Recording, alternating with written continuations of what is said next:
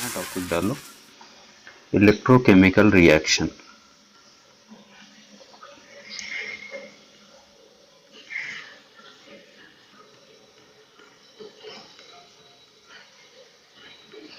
ठीक है, देखो चैप्टर के स्टार्टिंग में मैंने तुमको बताया था कि पूरा का पूरा जो इलेक्ट्रोकेमिस्ट्री चैप्टर है वो रेडॉक्स रिएक्शन के ऊपर बेस्ड है।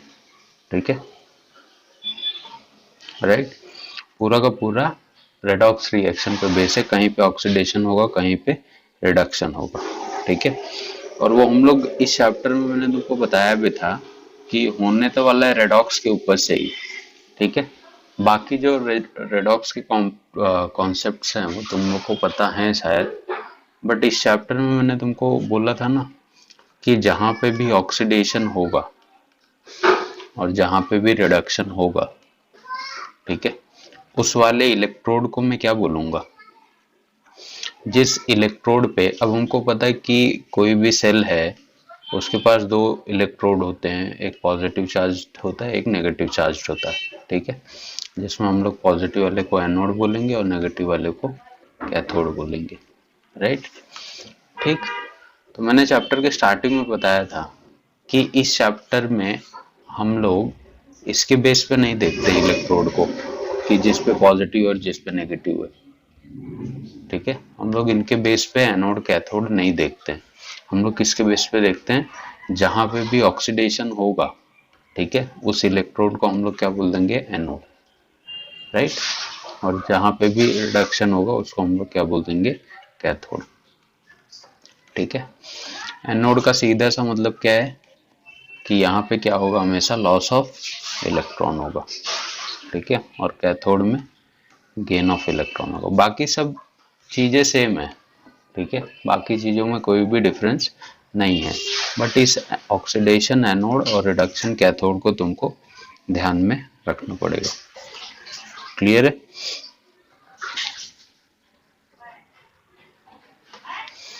दूसरा मैंने तुमको बोला था कि हम लोग को इस चैप्टर में पढ़ना है क्या, इलेक्ट्रोकेमिकल सेल के बारे में।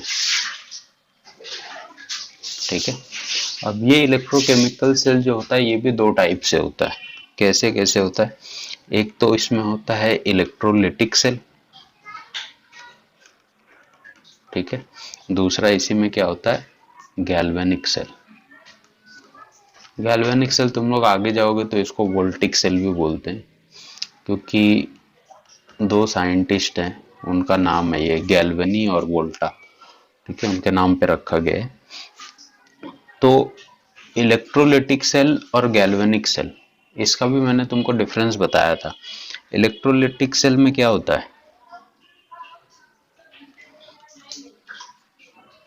हाँ, इलेक्ट्रिकल एनर्जी को हम लोग यूज करते हैं केमिकल एनर्जी बनाने के लिए। राइट, और इसमें हम लोग क्या करते हैं, केमिकल एनर्जी को यूटिलाइज करते हैं इलेक्ट्रिकल एनर्जी की बनाने के लिए। ये डिफरेंस याद है सबको? एनोड कैथोड का डिफरेंस क्लियर रखो, क्योंकि आगे जो भी चीजें चलेंगी ना वो इन्हीं के बेस पे होने वाली। तो थोड़ा सा मे भी कंफ्यूजन हो सकता है तुम लोग को, बट होना नहीं चाहिए वैसे। ठीक है, दूसरा, अब हम लोग इलेक्ट्रोकेमिकल सेल की जब बात करेंगे ना, तो यहाँ पे जो कंडक्टेंस होगा, ठीक है, जो भी कंडक्टेंस होगा, कंडक्टेंस थ्रू किसके होगा, दो टाइप के बताए थे कंडक्टर, एक इलेक्ट्रॉनिक और एक इलेक्ट्रोलिटिक।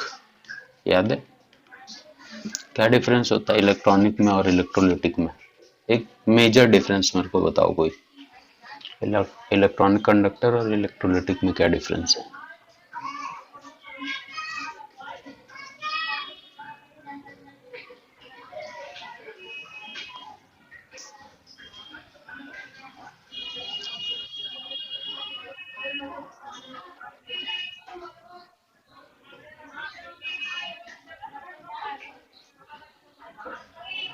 साइंटिस्ट वाली डेफिनेशन मत बताया कर रहे, मैं ऐसे ही डर जाता हूँ थोड़ा सा। इलेक्ट्रॉनिक कंडक्टर में, ठीक है, मेटल की वायर होती है हमारे पास, जहां पे इलेक्ट्रॉन के फ्लो से क्या होता है, इलेक्ट्रिसिटी कंडक्ट होती है। ठीक है, यहाँ पे कोई रिएक्शन में चेंज तुमको देखने को नहीं मिलता है। जबकि इलेक्ट्रोलिटिक में क्या होता है, अपने पास सोल्यूशन होगा, यहाँ पे जो इलेक्ट्रॉन का ट्रांसफर होगा वो थ्रू आयन होता है। ठीक है, एनायन कैटायन क्या करेंगे, इलेक्ट्रॉन को कंडक्ट करते हैं, और यहाँ पे तुमको केमिकल चेंज देखने को मिलता है। मेरा इससे कोई लेना देना नहीं है। ठीक है, तो जितने भी मेटल की वायर्स होती हैं जिससे तुम इलेक्ट्रिसिटी को एक जगह से दूसरी जगह लेके जाते हो, that is electronic conductor. Electrolytic मतलब हमारे पास कोई सोल्यूशन होगा जिसमें इलेक्ट्रोलिसिस का प्रोसेस होगा, जिसमें एनायन कैटायन होंगे। ठीक है, जिसमें इलेक्ट्रिसिटी एक जगह से दूसरी जगह ट्रांसफर होगी, बट थ्रू द आयंस। ठीक है, और यहाँ पे तुमको केमिकल चेंज देखने को मिलेगा। मैंने तुमको बोला भी था, इलेक्ट्रॉनिक कंडक्टर में एक बार इलेक्ट्रिसिटी पास कर भी दिए और अगर इलेक्ट्रिसिटी को बंद कर देते हो तो तुमको कोई भी चेंज देखने को नहीं मिलता है, वो वायर वैसे का वैसे ही रहेगा। जबकि इसमें ऐसा नहीं होगा। ठीक है, इसमें ऐसा क्यों नहीं होगा, वही अपने को देखना है। क्या केमिकल चेंज होंगे, क्यों इलेक्ट्रिसिटी जनरेट होती है, कितनी होती है। ठीक है, तो ये सब टॉपिक आएंगे तुम्हारे इलेक्ट्रोकेमिकल सेल में। तो सबसे पहले हम लोग इलेक्ट्रोलिटिक सेल देखेंगे, उसके बाद गैल्वेनिक सेल तो पूरे चैप्टर में भरा हुआ है, इसका एक छोटा सा पार्ट है, ये तुमको पूरे चैप्टर में मिलेगा। ठीक है,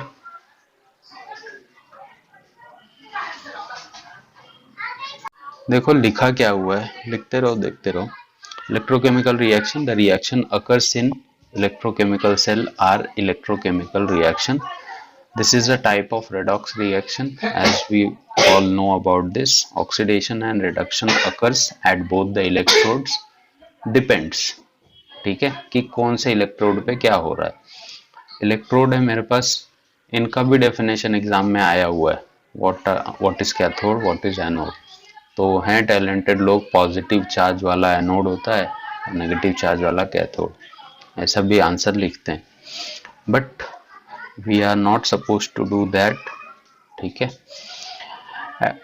an electrode at which reduction occurs, ऐसा कोई भी इलेक्ट्रोड जिस पे रिडक्शन का प्रोसेस मुझे देखने को मिलेगा, which means gain of electron, उसको हम इलेक्ट्रोकेमिस्ट्री में कैथोड बोलेंगे।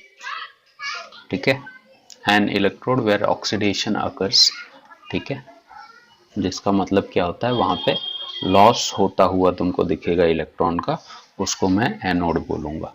राइट, तो इस हिसाब से ही तुमको चलना है।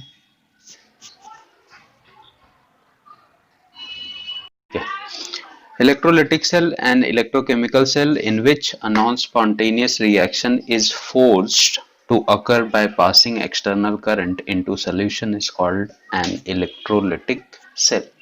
कोई ऐसा सेल जहां पे केमिकल रिएक्शन अपने आप नहीं होती है, उसको इलेक्ट्रिसिटी दे के करवाई जाती है, और कोई भी ऐसा चीज जो अपने आप नहीं होता है उसको मैं क्या बोलता हूँ, नॉन स्पॉन्टेनियस। तो इस सेल में जो भी रिएक्शन होगा वो वाया एक्सटर्नल इलेक्ट्रिसिटी के होता है, जिस वजह से इसको हम लोग नॉन स्पॉन्टेनियस बोलते हैं। ठीक है, बट वोल्टिक सेल में ऐसा नहीं होता है। मैंने तुमको पहले भी एग्जांपल दिया है, अपने फोन की जो बैटरीज हैं, एक बार वो एज अ गैल्वेनिक सेल काम करता है और एक बार एज अ इलेक्ट्रोलिटिक सेल। जब उसको तुम चार्ज करते हो तो वो एज अ इलेक्ट्रोलिटिक सेल के जैसे काम करेगा, बट जब उसको तुम यूज करते हो तो हम लोग ऐसे, वो गैल्वेनिक सेल के जैसे काम करता है। सर जब हम लोग चार्ज करते करते यूज करते हैं तब वो कैसे काम करता है, तो उसका आंसर मेरे पास नहीं है।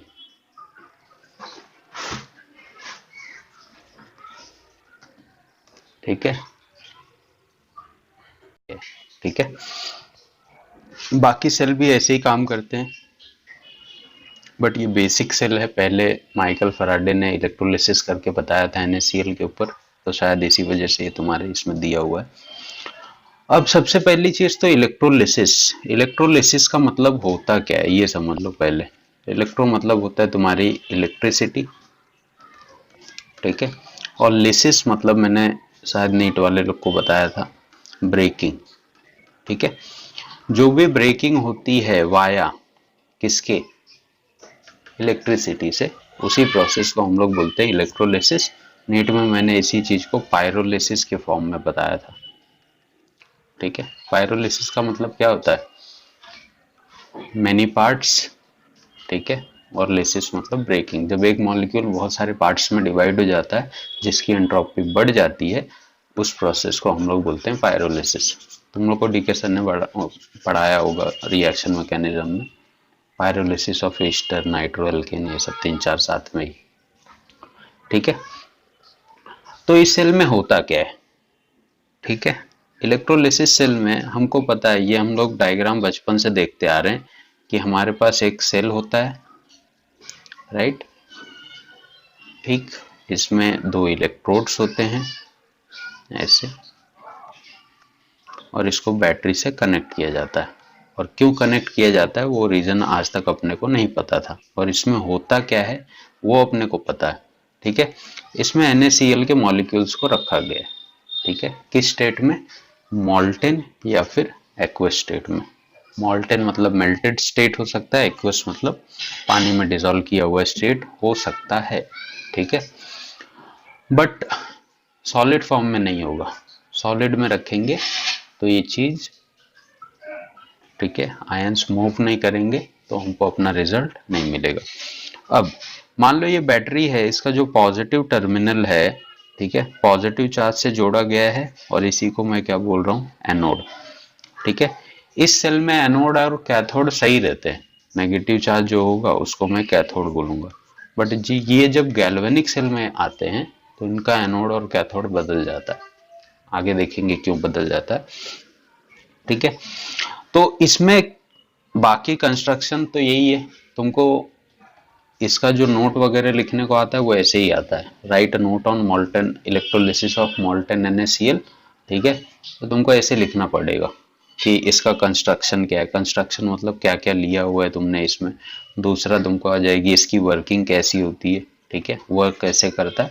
फिर आता है सेल रिएक्शन लिखने को, और लास्ट में आएगा रिजल्ट लिखने को। तो अपन फॉर्मेट में देखेंगे, बट इस सेल में देखो हो क्या रहा है। ठीक है, ये एनोड का इलेक्ट्रोड है, ये कैथोड का इलेक्ट्रोड है, राइट।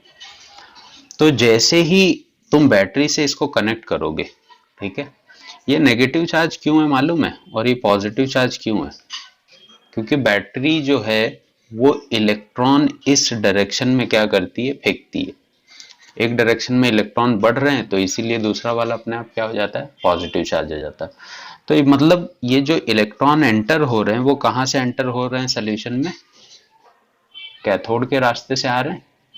ठीक है, तो यहां से इलेक्ट्रॉन एंटर करेगा, और जैसे ही ये एंटर करेगा इस इलेक्ट्रॉन को देखते ही ये NaCl क्या हो जाएगा? Na+ और Cl- में ब्रेक हो जाएगा, राइट। तो इन दोनों में इलेक्ट्रॉन की डिफिशियंसी किसके पास है? Na के पास है या Cl के पास है? Na के पास है। तो Na क्या कर जाएगा? इस पे आके इसके बाजू में आ जाएगा ऐसे, ठीक है। और Na हमको पता है किस फॉर्म में होता है? सॉलिड फॉर्म में होता है। और क्लोरीन कैसे होती है? गैस फॉर्म में होती है, ठीक है। तो Na जैसे ही इस इलेक्ट्रोड के पास आएगा ना, अब इस इलेक्ट्रोड पे क्या हो गया? इलेक्ट्रॉन की एक्सेस हो गई है, और वो इलेक्ट्रॉन कहाँ से आ रहा है? इस बैटरी से आ रहा है। तो ये इलेक्ट्रॉन क्या होते हैं? इस इलेक्ट्रोड में एंटर जैसे ही करेंगे ना, ये सोडियम अपने आप क्या होता है? अपने आप को ब्रेक करेगा और इसके पास आएगा, क्योंकि इसको ऑप्शन मिल जाता है इलेक्ट्रॉन लेने का। तो ये Na+ यहाँ पे है, ये जैसे ही इलेक्ट्रॉन इसको देता है, ये Na+ क्या होता है मालूम है? इस पे ऐसे चिपक जाएगा, ठीक है। तुमको इसके रिजल्ट में लिखना पड़ेगा कि व्हाइट कलर का एक प्रेसिपिटेट जमा हो जाता है, किस पे मालूम है? व्हाइट सिल्वर कलर का प्रेसिपिटेट जमा हो जाएगा कैथोड के इलेक्ट्रोड पे, क्योंकि यहाँ से जितने भी इलेक्ट्रॉन आएंगे, ठीक है, Na+ क्या करते जाएगा? उनको एब्जॉर्ब कर लेगा और इस पे ऐसे चिपकते जाएगा धीरे धीरे। यहाँ तक क्लियर हुआ? अब बचा कौन? Cl- आयन बचा। अब Cl- ये क्या होता है? गैसियस फॉर्म में होता है। अब देखो इस बैटरी के इलेक्ट्रॉन कम हो रहे हैं, इसको भी तो अपनी इलेक्ट्रिसिटी गेन करनी है वापस। तो ये जो Cl- है, इसके पास क्या है? एक्सेस में इलेक्ट्रॉन है, बहुत सारे Cl- आएंगे यहाँ पे। तो ये अपना इलेक्ट्रॉन क्या करते हैं? इस इलेक्ट्रोड पे डाल देते हैं, और ये भी अपना इलेक्ट्रॉन क्या करेगा? इस इलेक्ट्रोड पे डाल देगा। तो Cl फ्री हो गया, ये भी Cl फ्री हो गया, और ये दोनों आपस में क्या कर लेते हैं? Cl2 का बॉन्ड बना लेते हैं, ठीक है। कोवेलेंट बॉन्डिंग करेंगे और जैसे ही Cl2 बनेगा तो यहां से ऐसे क्लोरीन गैस के बबल्स निकलते हुए तुमको दिखेंगे, जो कि हल्का ग्रीन कलर का होता है इसका गैस, तो यहाँ पे निकलते हुए तुमको दिखेगा, ठीक है। अब ये जो इलेक्ट्रॉन इसने वापस लिए थे, ये इलेक्ट्रॉन देखो एंटर कहां से कर रहे थे, कैथोड से एंटर कर रहे थे, और सोल्यूशन को लीव कहां से कर रहे हैं, एनोड से, ठीक है। एनोड से क्या किया लोगों ने, इलेक्ट्रॉन एनोड को दे के अपना क्लोरीन गैस निकल गई, तो फिर ये इलेक्ट्रॉन, मतलब इलेक्ट्रॉन का फ्लो जो है वो ऐसे चलता है, इसमें इधर से आएगा और इधर से वापस घूमता रहेगा ऐसे।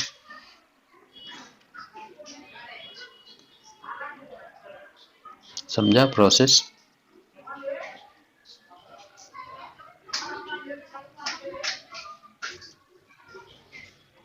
ठीक है, मैंने तुमको बोला था एनोड पे क्या होता है, ऑक्सीडेशन। ऑक्सीडेशन का मतलब क्या, लॉस ऑफ इलेक्ट्रॉन। तो लॉस किसने किया, इस क्लोरीन ने इस इलेक्ट्रोड पे आके अपने इलेक्ट्रॉन का लॉस किया ना, इसी वजह से इसको मैं क्या बोल रहा हूँ, एनोड बोल रहा हूँ। कैथोड पे क्या होता है, रिडक्शन होता है। रिडक्शन मतलब क्या, गेन ऑफ इलेक्ट्रॉन। गेन कौन कर रहा है, Na इसके पास आके इलेक्ट्रॉन का गेन कर रहा था, क्लोरीन ने यहाँ पे आके अपना इलेक्ट्रॉन लॉस कर दिया एनोड के ऊपर, जबकि इस इलेक्ट्रोड से ये गेन कर रहा है, ठीक है। इसी वजह से इसको हम लोग कैथोड बोलते हैं और इसको एनोड बोलते हैं। समझा हिंदी में, राइट। ये ओवरऑल प्रोसेस हो रहा था। ये पॉजिटिवली चार्ज इसलिए था क्योंकि ये जो बैटरी थी इसके इलेक्ट्रॉन का फ्लो किसके साइड हो रहा था, इस साइड हो रहा था। अगर इस साइड होता तो ये क्या हो जाता, पॉजिटिव चार्ज हो जाता, ये नेगेटिव चार्ज। मतलब इलेक्ट्रॉन यहाँ से एंटर कर रहे हैं इस इलेक्ट्रोड में, जब इलेक्ट्रॉन आएगा तो इलेक्ट्रॉन की एक्सेस हो जाएगी इस इलेक्ट्रोड पे, ठीक है। तो जैसे ही Na+ तो ऑलरेडी क्या डिफिशियंट है, तो जैसे ही इस इलेक्ट्रोड पे इलेक्ट्रॉन आते हैं, Na+ क्या करता है, इनसे इलेक्ट्रॉन लेके यहाँ पे ऐसे चिपक जाएगा, क्योंकि Na+ को अगर एक इलेक्ट्रॉन मिल गया तो ये किस में कन्वर्ट हो जाएगा, नॉर्मल Na में, राइट। ये तो आयन है ना। अब ये Na हो गया सॉलिड फॉर्म, ठीक। तो यहां से इलेक्ट्रॉन आया तो इस बैटरी के इलेक्ट्रॉन क्या हो रहे हैं, खत्म हो रहे हैं। ये अपने इलेक्ट्रॉन देके रिएक्शन प्रोसीड करवा रहा था, ठीक है।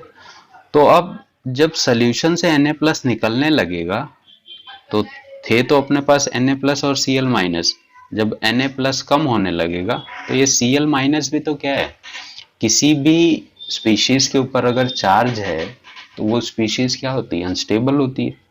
मतलब ये दोनों अपने आप को स्टेबल करने की कोशिश कर रहे हैं। ये इस पे क्यों जा रहा है, स्टेबल हो गया Na सॉलिड बना के। अब ये Cl क्या करेगा, इस इलेक्ट्रोड पे आएगा, क्यों, क्योंकि ये इलेक्ट्रोड क्या है, पॉजिटिव चार्ज्ड है, इस पे इलेक्ट्रॉन की एक्सेस हो गई थी, इसी वजह से ये नेगेटिव चार्ज बोला गया। कैथोड को नेगेटिव और एनोड को हम लोग क्या बोल दिए, पॉजिटिव, ठीक है। तो जब Cl- यहाँ पे आएगा तो इस इलेक्ट्रोड को इलेक्ट्रॉन चाहिए, तो ये क्या करता है, Cl से इलेक्ट्रॉन ले लेता है, क्योंकि Cl के पास एक्स्ट्रा इलेक्ट्रॉन थे, तो Cl अपना इलेक्ट्रॉन क्या कर देगा, इसको दे देगा। तो Cl जैसे ही इलेक्ट्रॉन देगा तो ये सिंगल फॉर्म Cl में कन्वर्ट हो जाएगा, ठीक है। बट हमको पता है Cl कैसे एग्जिस्ट करता है, कैसे एग्जिस्ट करता है, Cl2 के फॉर्म में। तो इस, हाँ, तो मतलब एक Cl का रिएक्शन तो पॉसिबल नहीं, इसीलिए दो Cl आते हैं और दो इलेक्ट्रॉन देते हैं इस इलेक्ट्रोड को, और फाइनली ये दो Cl मतलब क्या, Cl2 गैसियस फॉर्म में कन्वर्ट हो जाता है। समझा, दो, बोलना।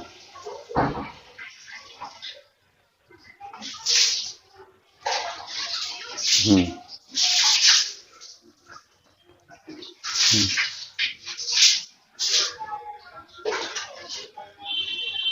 हाँ हाँ, आ रहा हूं मैं उस पे।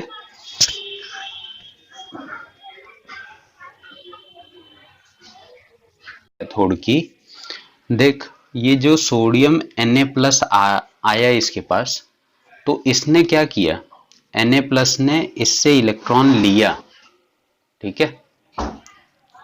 मतलब यहाँ पे जो स्पीशीज, नहीं, जो यहाँ पे स्पीशीज आ रही है वो क्या कर रही है, इलेक्ट्रॉन गेन कर रही है ना। तो जिस इलेक्ट्रोड से कर रही है उसको मैं क्या बोलूंगा, इस पे मेरे को देख के मालूम पड़ रहा है कि क्या हो रहा है, रिडक्शन हो रहा है, क्योंकि ये वाली स्पीशीज इससे इलेक्ट्रॉन गेन कर रही है, और इसी वजह से जिसका रिडक्शन होता है उसको मैं क्या बोलता हूँ, कैथोड बोलता हूँ। ये चीजें बहुत क्लियर करो, बहुत कंफ्यूज करेंगी। जो स्पीशीज आई उसने इलेक्ट्रोड से क्या किया, गेन किया, और गेन करेगी तो मैं उसको बोलूंगा रिडक्शन, और रिडक्शन मतलब डायरेक्ट हो जाएगा कैथोड, ठीक है। यहाँ पे कौन आ रहा था, Cl- आ रहा था। Cl- अपना इलेक्ट्रॉन इसको दे रहा था, मतलब इस वाले स्पीशीज का क्या हो रहा है, लॉस हो रहा है, राइट। और लॉस जिसका होता है उसका क्या होता है, ऑक्सीडेशन, और जिसका ऑक्सीडेशन होगा उसको मैं क्या बोलूंगा, एनोड। हम्म।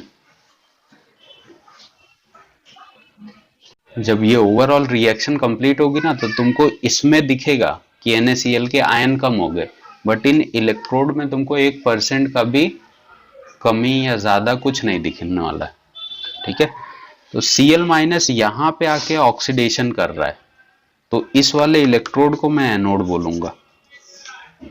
मैंने क्या बोला, जिस, जब मैं तुम लोग को स्टार्टिंग में बता रहा था, मैंने बोला जिस इलेक्ट्रोड पे ऑक्सीडेशन का प्रोसेस होगा तो इसी इलेक्ट्रोड पे तो ऑक्सीडेशन हो रहा है, Cl- अपना ये लूज कर रहा है,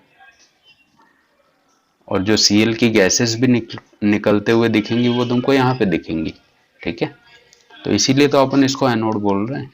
और यहाँ पे मेरे को क्या देखने को मिला कि इसने इलेक्ट्रॉन गेन किया है इस इलेक्ट्रोड से, और इसी पे आके ऐसे चिपक गया, तो रिडक्शन तो इस पे हो रहा है, क्योंकि इलेक्ट्रॉन गेन इस इलेक्ट्रोड की वजह से हो रहे हैं। जो स्पीशीज कर रही है गेन वो इस इलेक्ट्रोड से कर रही है, तो मैं इसको थोड़ी कैथोड बोल सकता हूँ। इसने जिससे लिया होगा, जिससे गेन किया, उसी को तो कैथोड बोलेंगे, समझा, ठीक है। एनोड पे एनोड पे Cl- आया, इसने अपना 2 इलेक्ट्रॉन लूज कर दिया, तो क्या हो रहा है यहाँ पे, लॉस ऑफ इलेक्ट्रॉन। और जहां पे लॉस ऑफ इलेक्ट्रॉन होगा उस प्रोसेस को मैं क्या बोलता हूँ, ऑक्सीडेशन। और जिस इलेक्ट्रोड पे ऑक्सीडेशन होता है that electrode is known as anode, ठीक। कैथोड पे क्या हुआ, Na+ गया, ठीक है। Na+ ने क्या किया, इलेक्ट्रॉन क्या किए, 2 इलेक्ट्रॉन इसने लूज किए थे, तो ये दोनों इलेक्ट्रॉन जो इसने लूज किए होंगे वही तो घूम के वापस आए होंगे, तो ये दोनों इलेक्ट्रॉन इसने गेन किए होंगे, ठीक है। अब देखो 2 इलेक्ट्रॉन है तो Na को भी 2 कर दो, तो यहाँ पे क्या हो गया अपने पास, गेन ऑफ इलेक्ट्रॉन। तुम एक एक लेके भी कर सकते हो, ऐसा कुछ नहीं, कोई गलत नहीं करेगा। खाली Cl क्या है, डायटोमिक फॉर्म में एग्जिस्ट करता है, इसीलिए इसको बैलेंस करने के लिए हम लोग ऐसा कर रहे हैं। तो हुआ क्या, ये 2 इलेक्ट्रॉन इससे लेके इसका दोनों पॉजिटिव चार्ज हट गया होगा, और ये Na सॉलिड में कन्वर्ट हुआ होगा। अब देखो जो ओवरऑल रिएक्शन है, ठीक है, 2 इलेक्ट्रॉन से 2 इलेक्ट्रॉन कैंसिल, और बना क्या देखो, 2Na+ प्लस 2Cl- क्या बनाएगा, 2NaCl बनाएंगे, न्यूट्रल कंपाउंड। मतलब पहले जब तुमने एक्सपेरिमेंट स्टार्ट नहीं किया था तो तुम्हारे पास ये था, जब एक्सपेरिमेंट स्टार्ट हुआ तो वो दोनों इसमें कन्वर्ट हुए, फिर इनका इलेक्ट्रॉन का लेना देना हुआ, उसके बेस पे मैंने एनोड और कैथोड को डिसाइड किया। क्लियर। जब ये एक्सपेरिमेंट कंप्लीट होता है तो यहाँ पे आ रहा था Na+ ना, तो इसके ऊपर ऐसे सिल्वर की लेयर जम जाती है, सोडियम की, सिल्वर कलर की दिखेगी तुमको, ग्रेफाइट का जो रॉड होता है उसके ऊपर। तुम लोग घर पे भी कर सकते हो इसको। और यहाँ पे क्लोरीन की गैस, सॉल्ट लो, एक ग्लास में डालो, स्टील वाली ग्लास में नहीं, तब दिखेगा भी नहीं, ठीक है। कांच वाली ग्लास लो, उसमें वो पेंसिल रहती है ना, पेंसिल की जो लीड रहती है, 2 पेंसिल की लीड लो, ऐसे इंसर्ट कर दो, इधर से लगा दो, ठीक है। तो कुछ टाइम के बाद वो आयन के फॉर्म में कन्वर्ट होते हुए उसके ऊपर ऐसे सिल्वर का लेयर तुमको दिखेगा और यहाँ से हल्की फुल्की क्लोरीन की गैस दिखेगी।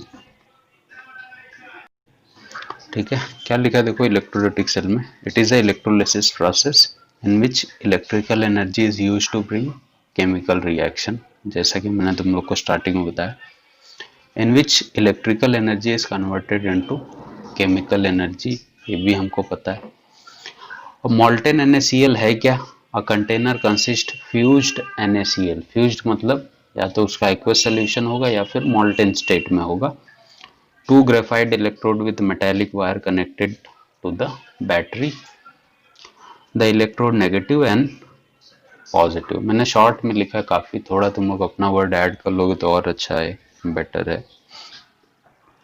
वर्किंग में देखो, when current flows battery forces the electron to flow from positive to negative direction, it works as electron pump। जो बैटरी होती है वो एज ए इलेक्ट्रॉन पंप काम करती है, मतलब वो इलेक्ट्रॉन को भेजती है कि जा भाई इलेक्ट्रोड के पास जा।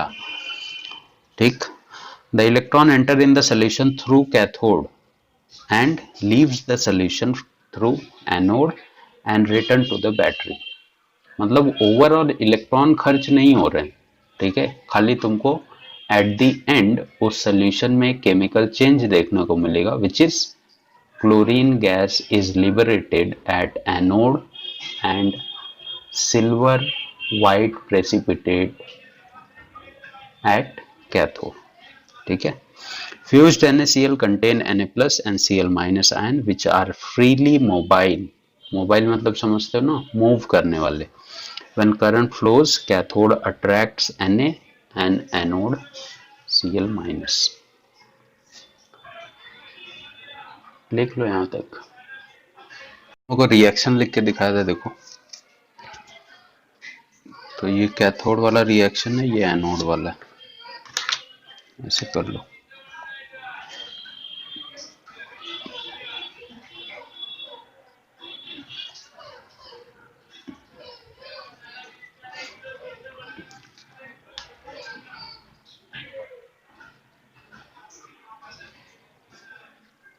तो ये ओवरऑल रिएक्शन होता है इस सेल में। इसमें रिएक्शन लिखना काफी इंपॉर्टेंट है क्योंकि बहुत लोग को ऑक्सीडेशन रिडक्शन में कंफ्यूजन होता है कहाँ पे क्या हो रहा है। तो ये तुम ऊपर वाला लिख भी दोगे तो लोग पहले ये देखते हैं कि तुम्हारा कंक्लूजन और रिजल्ट क्या है। तो रिएक्शंस इंपॉर्टेंट है तो बचकानी रिएक्शन सब, बट है इंपॉर्टेंट। तो जब फैराडे ने ये एक्सपेरिमेंट किए इलेक्ट्रोलिसिस से, तो फैराडे को क्वेश्चन किया गया कि मतलब जो इलेक्ट्रोलिसिस का एक्सपेरिमेंट था, किसी ने पूछा कि कैथोड पे जो सोडियम डिपॉजिट हो रहा है वो कितना होगा, ठीक है, वो बताओ। कि मान लो अगर तुम्हारे पास कोई NaCl का तुम इलेक्ट्रोलिसिस कर रहे हो, किसी एक कैथोड पे तुम्हारे पास Cl का जो मेटल है वो डिपॉजिट होता है, वैसा उसने अपने एक्सपेरिमेंट में बताया था। तो फैराडे को दूसरे लोगों ने पूछा कि कितना होगा वो बताओ, ठीक है। तो फैराडे ने बहुत सिंपल सा आंसर दिया था, ठीक है, ये भी अपने टाइप का इंसान था थोड़ा सा। इसने बोला कि उतना ही होगा जितना हम लोग उसको इलेक्ट्रिसिटी देंगे, ठीक है। और यही है फैराडे का first law. The amount of deposited ion at the electrode is directly proportional to the charge which is applied to the cell। ठीक है, जिस सेल को हम लोग जितनी ज्यादा अमाउंट में इलेक्ट्रिसिटी देंगे वो उतना ज्यादा अमाउंट में मेटल को डिपॉजिट करके देगा, ठीक है। इस क्वेश्चन को ऐसे भी पूछा जा सकता है कि कितनी क्लोरीन गैस निकली होगी, तो अगेन उसके पास भी उसका वही आंसर है कि जितना तुम इलेक्ट्रिसिटी दोगे उतना ही क्या करेगा, वो प्रोड्यूस करेगा, ठीक है, क्लोरीन गैस। जब इलेक्ट्रिसिटी बंद कर दोगे तो वो क्लोरीन गैस को प्रोड्यूस करना बंद कर देगा या फिर Na को डिपॉजिट करना बंद कर देगा। और सही बात है, ऐसे क्वेश्चन का ऐसे ही आंसर होगा ना। अब तुम कैसे बताओगे कि Na का कितना ग्राम डिपॉजिट होगा, तो उसने उसके लिए फॉर्मूला दिया फैराडे ने। अब इसका बोलना क्या था देखो, पहले ये दो फॉर्मूले हैं, फैराडे के फर्स्ट लॉ और सेकंड लॉ, ठीक है। सेकंड लॉ के ऊपर अपने पास कोई क्वेश्चन नहीं आता है तुम्हारे एकेडमिक में, ठीक है, जेई वगैरह में भी नहीं आता है। फर्स्ट लॉ के ही ऊपर इसमें क्वेश्चन पूछता है। तो इसने क्या बोला, मैंने तुमको क्या बोला कि इसने बोला कि the weight of substance deposited is directly proportional to the charge, ठीक है, applied to the cell. Q यहाँ पे रिप्रेजेंट करता है चार्ज को और W रिप्रेजेंट कर रहा है वेट ऑफ सब्सटेंस। चाहिए तो तुम लिख लो, weight of substance is directly proportional to the charge applied, ठीक है। यहां से एक और चीज निकल के आती कि चार्ज में कैसे कैलकुलेट करूं। तो चार्ज को कैलकुलेट करना आई होप तुम लोग को आता होगा, करंट इनटू टाइम। ये तो फॉर्मूला होता है चार्ज का, मालूम है ना, फिजिक्स वगैरह में भी रहेगा। आई रिप्रेजेंट कर रहा है करंट को, टी रिप्रेजेंट कर रहा है टाइम को इन सेकेंड्स, ठीक है। ये एम्पियर में लिखोगे तुम कभी भी इस चैप्टर में, और टाइम को सेकंड में, राइट। तो यहां से मेरे को ये फॉर्मूला मिला था। अब प्रोपोर्शनलिटी का ये साइन मुझे हटाना है, तो एक कांस्टेंट को इंट्रोड्यूस करना पड़ेगा, which is W is equal to ZQ, ठीक है। W is equal to ZQ। समझा कैसे बना फॉर्मूला?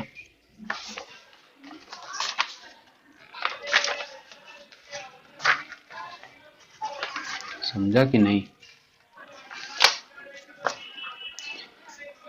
यहाँ पे ये जो Z है इसको हम लोग बोलते हैं, ये है एक टाइप का कांस्टेंट, बट इसको बोला जाता है ECE, which is electrochemical equivalent, ठीक है। ये कांस्टेंट को रिप्रेजेंट करता है। इस Z का भी अपना अलग ही फंडा है, ठीक है। Z इज इक्वल टू होता है इक्विवेलेंट वेट अपॉन फैराडे, ठीक है। तुम लोग ने कभी नोटिस किया है 1 फैराडे में, अगर 1 फैराडे में लिखता हूँ, फिजिक्स में पढ़ा होगा, तो उसमें कितना कूलम एनर्जी होती है मालूम है?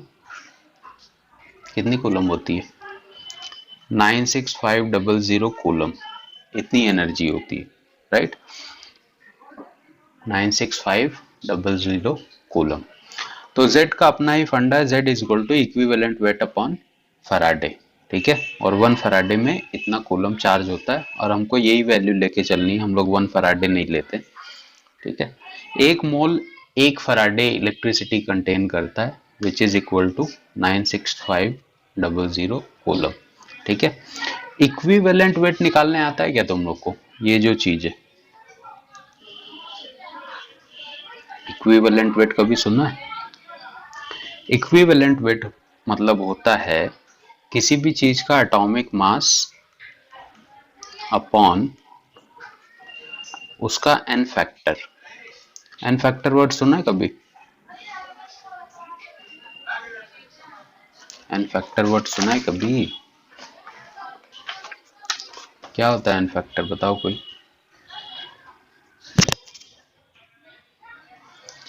n फैक्टर मतलब होता है कि वो कितने इलेक्ट्रॉन का एक्सचेंज कर रहा है। जैसे क्लोरीन है तो कितने इलेक्ट्रॉन का एक्सचेंज करता है? 1। सोडियम है तो 1, calcium 2 electron, aluminium 3, SO4 -2 ion लिखूंगा तो 2 इलेक्ट्रॉन का एक्सचेंज करेगा। Zn+2 लिखता हूं तो 2 इलेक्ट्रॉन का, वही उसका क्या होता है? n फैक्टर होता है, ठीक है।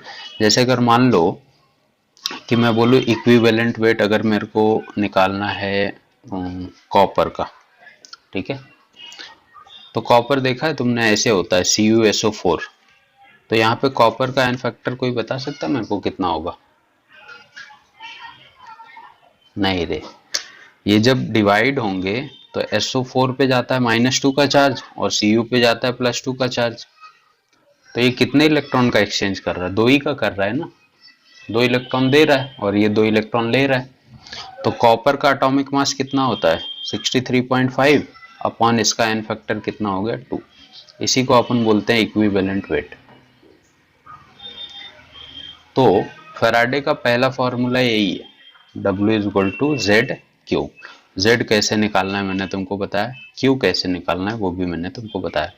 The amount of substance deposited or liberated at any electrode can be calculated as Z and Q। Clear है? कोई बता सकता पहला लॉ इसका? The amount of substance that goes under oxidation and reduction at each electrode during electrolysis is directly proportional to the amount of electricity that passes through the cell। ठीक है, ये first law है। इसके नीचे वो जो formula मैंने लिखाया था वो लिख लेंगे अपन, पहले इसको लिख लो। ठीक है, क्या लिखा देखो, it is a smaller unit of charge and electricity, the amount of charge that passes a given point when 1 ampere current flows for 1 second. 1 ampere current 1 second तक किसी सर्किट में पास किया जाए, ठीक है, तो वहां पे जो भी चार्ज जनरेट होता है उसी को हम बोलते हैं coulomb. Faraday it is a bigger unit of charge. ठीक है, ये रिप्रेजेंट करता है 1 फैराडे मतलब 1 मोल इलेक्ट्रॉन में कितना चार्ज होता है वो उसको रिप्रेजेंट करते हैं। देखो 1 Faraday is equal to 96500 coulomb per mole electron. ठीक, ये वही फॉर्मूला जो अभी लिखे थे अपन ने, Q is equal to I into T, I ampere में और टी सेकेंड्स में। Number of moles of electron अगर पासेस निकालना है तुमको तो जितना चार्ज है अपॉन 96500 कर देना। ये थर्ड वाला मत लिखो, ये दोनों लिख लेना चाहिए। तो फैराडे का सेकंड लॉ देखो क्या है।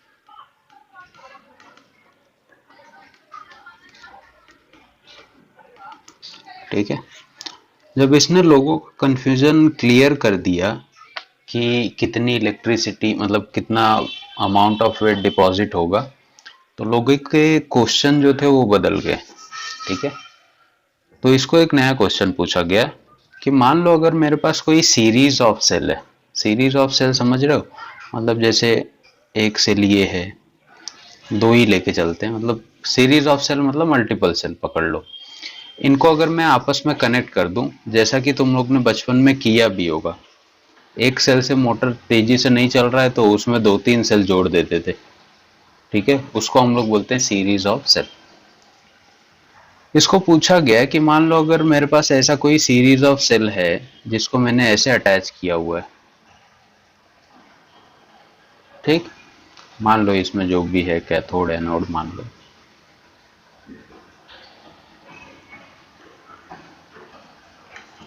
ठीक, मेरे पास कोई सीरीज ऑफ सेल है, इसमें कोई अलग इलेक्ट्रोलाइट है, मान लो HCl है, इसमें कोई अलग इलेक्ट्रोलाइट है NaCl है।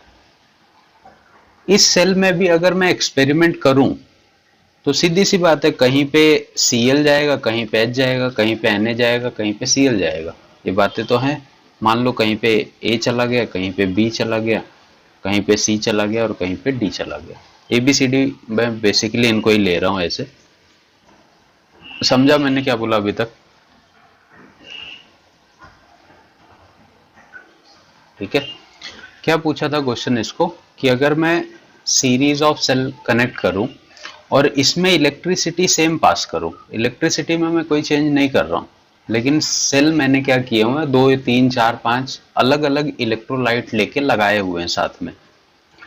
तब मैं वेट कैसे कैलकुलेट करूंगा कि A कितना डिपॉजिट हुआ, B कितना लिबरेट हुआ, या C कितना लिबरेट हुआ, D कितना बना। तो इसको भी माइकल फैराडे ने बहुत इजीली एक्सप्लेन कर दिया था उन लोग को। देखो उसने क्या बोला कि अगर मैं सीरीज में सेल लगाऊंगा, ठीक है, अगर मैं सीरीज में सेल लगाता हूं, ठीक है, तो जो I होगा, जो करंट होगा, वो तो क्या होगा, सेम होगा सबके लिए, सारे सेल के लिए, राइट है। और जब मैं इसको ऑन करूंगा तो सब में ऑन हो जाएगा, और जब मैं इसको ऑफ करूंगा तो सब में ऑफ हो जाएगा। मतलब टाइम भी क्या हो गया, सेम हो गया सबके लिए। ठीक है, और हमको पता है ना Q is equal to I into T था। अगर ये दोनों चीजें सेम हो गई तो इसके लिए भी चार्ज सेम हो जाएगा और इसके लिए भी चार्ज सेम हो जाएगा। समझा यहां तक?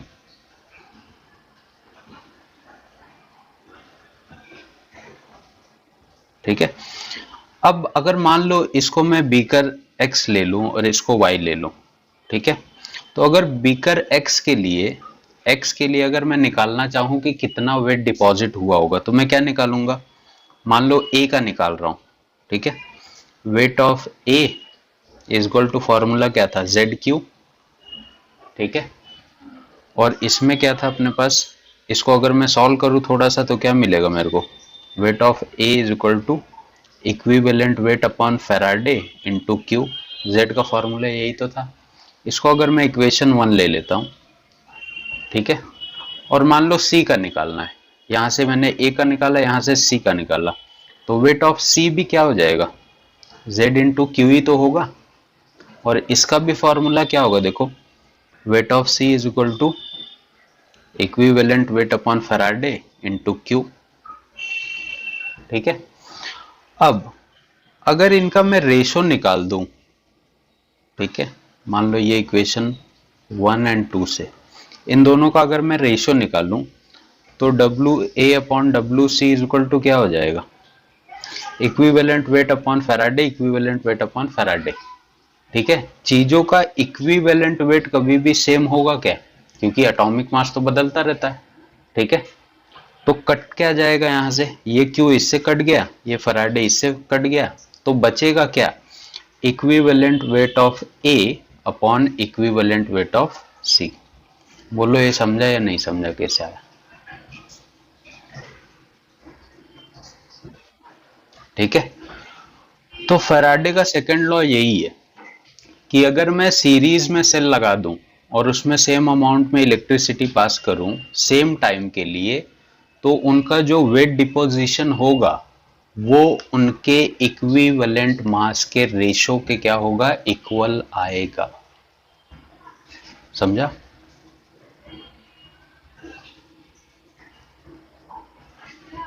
अगर मैं सीरीज में 50 सेल लगा दूं, उसमें एक ही करंट पास करूं एक ही टाइम के लिए, ठीक है, तो मैं इसमें से सबका वेट निकाल सकता हूं। मैं इसको तुमको ऐसे भी बोल सकता था, मान लो ऐसे लिखना है मुझे इधर, wait of A ratio weight of B ratio wait of C ratio weight of D, तो ये किसके इक्वल आएगा, बता सकता है कोई मेरे को,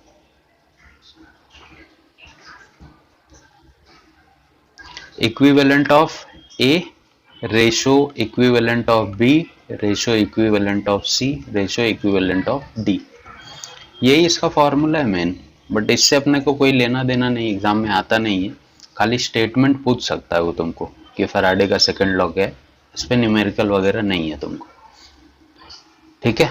तो हिंदी में अगर मैं बोलूं, तो अगर सीरीज ऑफ सेल लगाई जाती है, वो चाहे लाखों हो, करोड़ों हो, एक हो, दो हो, ठीक है, उससे अपना कोई मैटर नहीं है, उसमें जो इलेक्ट्रिसिटी पास की जाएगी सेम टाइम के लिए, तो अगर मेरे को किसी भी दो चीज का या हजारों चीजों का वेट निकालना होगा, तो जस्ट मैं क्या करूंगा, उनके वेट का रेशो किसके इक्वल कर दूंगा, उनके इक्विवेलेंट मास के।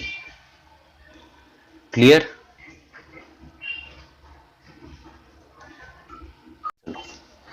When a same amount of electricity is passes through different cell containing different electrolyte and arranged in series, the amount of substance oxidized and reduced at respective electrode are directly proportional to their chemical equivalent masses.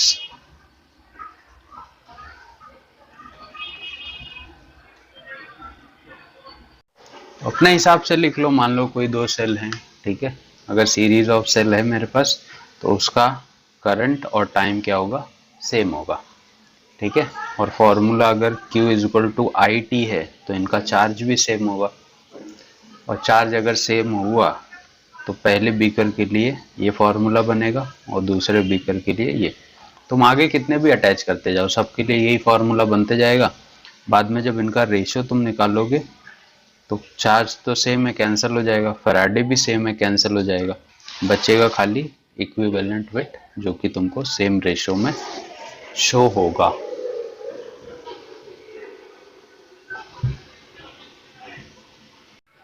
बोल रहा है कि a current of 0.2 ampere, current मतलब क्या हो गया, direct तुमको वो क्या दे रहा है, आई दे रहा है, आई कितना बोल रहा है उसने, 0.2 एम्पियर, इस passes on aqueous solution of CuSO4 for 1 hour. Time कितना दे रहा है वो 1 आवर। 1 आवर को मैंने क्या बोला था, सेकेंड्स में तुमको कन्वर्ट करना पड़ेगा, विच इज 60 इंटू 60। तो ये आ गया तुम्हारा सेकेंड। ठीक है, calculate the mass of copper deposited. अब मैंने तुमको फॉर्मूला बताया था क्या, W is equal to Z into Q। ठीक है, और Q तुमको पता है, Q कैसे निकालोगे, I इंटू टी, राइट। तो I 0.2 इंटू ये क्या हो गया 60 इंटू 60। तो ये हो गई Q की वैल्यू। बची किसकी, खाली Z की। अब Z के लिए भी तुमने लिखा था, क्या लिखा था, Z is equal to equivalent weight upon Faraday. और मैंने तुमको इक्विवेलेंट वेट निकालना बताया था, कैसे निकाल रहे थे, molar mass upon N factor. ठीक है, सोल्यूशन में क्या दिया हुआ है उसने तुमको, CuSO4। तो इसका एन फैक्टर कितना हो गया 2।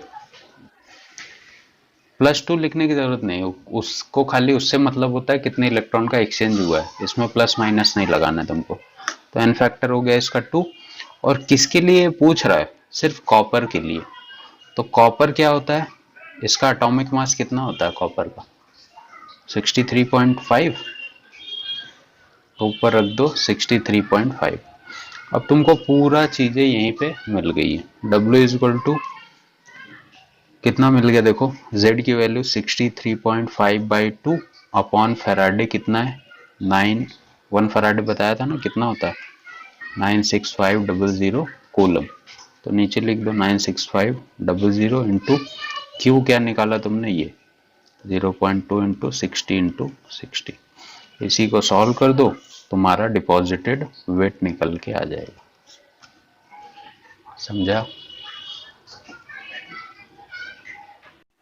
वही क्वेश्चन है, खाली थोड़ा सा उल्टी पल्टी मार दिया उसने। ठीक है, estimate the mass of copper metal. Metal वगैरह वो तुमको चेंज करके देगा। तो बहुत केसेस में नॉर्मल मेटल देते हैं तो लोग मास वगैरह नहीं देंगे, तो उसका ध्यान में रखो। जैसे कैल्शियम हो गया या सोडियम वगैरह देगा तो मास नहीं देगा, क्योंकि कॉमन मेटल है, उतना तुमको पता होना चाहिए। ठीक है, क्या बोल रहा है 5 एम्पियर। तो आई कितना मिल गया तुमको 5 एम्पियर। टी कितना बोल रहा है वो 100 मिनट। क्या करोगे सेकेंड्स में, तो 100 इंटू 60 सेकेंड। ऐसे करके चला करो, क्योंकि आगे कट पिट होएगा ना तो उसमें सॉल्व हो जाता है। वैसे भी कर सकते हो, 6000 ही आएगा, 00 आएगा, और क्या। बस यहां से निकाल लो Q और यहाँ पे Z इंटू क्यू में प्लेस कर दो और मेरे को आंसर बता दो।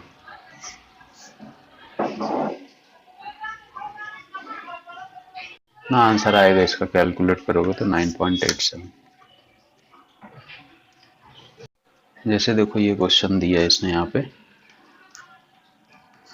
इन द रिएक्शन, एक रिएक्शन दी हुई है तुमको ऐसे करके, Cr2O7 2 minus plus 14H plus plus 6 electron changes to 2Cr3 plus plus 7H2। ठीक है, ऐसे कोई रिएक्शन दिया है इसने और बोला है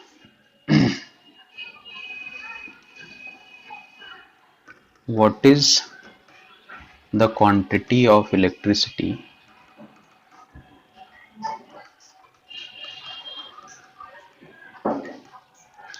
in coulomb required to reduce 1 mole of Cr2O7 2 minus।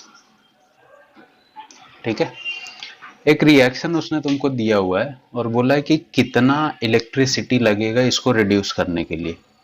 अब उसने ऑलरेडी सब तुमको रिएक्शन में ही दे के रखा है एक्चुअली देखा जाए तो। ठीक है, क्रोमियम का रिडक्शन हो रहा है और कितने इलेक्ट्रॉन लग रहे हैं 6। मतलब जब इसका 1 मोल लग रहा था तो इसके कितने मोल लग रहे थे? 6 मोल लग रहे थे। मतलब 1 मोल Cr2O7 माइनस को रिड्यूस करने के लिए कितने मोल लगे हुए हैं? 6 मोल लगे। ठीक है, तो हमको पता है ना कि 1 मोल इलेक्ट्रॉन में कितना चार्ज होता है? 1 Faraday which is equal to 96500 coulomb. ठीक है, तो उसने बोला था कि इसके 1 मोल को रिड्यूस करने के लिए कितने क्या लगेंगे, बोला था इसने कितनी इलेक्ट्रिसिटी लगेगी कूलम में। अब इसके 1 मोल के लिए इसके 6 मोल लग रहे हैं और हमको 1 मोल इलेक्ट्रॉन पता है इतना कूलम देता है, तो 6 मोल इलेक्ट्रॉन कितना कूलम देगा तुमको? 6 इंटू 96500, ये हो गया तुम्हारा आंसर कूलम में। समझा?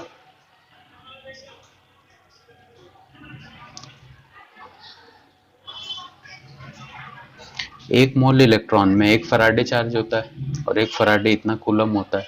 उसने तुमको क्वेश्चन क्या किया था कि इसके 1 मोल को रिड्यूस करने के लिए कितना इलेक्ट्रॉन लगेगा। तो मेरे को यहाँ इक्वेशन से दिख रहा है कि इसका 1 मोल है तो इसका 6 मोल है, मतलब 6 मोल इलेक्ट्रॉन लग रहे हैं। 1 मोल में अगर इतना कूलम होता है तो 6 मोल में इतने कूलम होंगे, सीधी सी बात है। हो गया खत्म है क्वेश्चन। ठीक है, ट्राई करना, देखो आता है कि नहीं।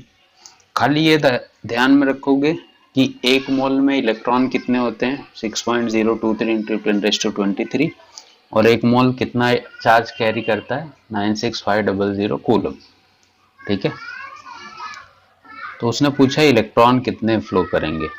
मतलब करोगे क्या, पहले चार्ज निकाल लो, फिर वही भाग जो देते हो तुम लोग कि एक अगर इतना चार्ज कैरी करता है तो इतना चार्ज कितने लोग कैरी करेंगे, वही कॉन्सेप्ट है इसका।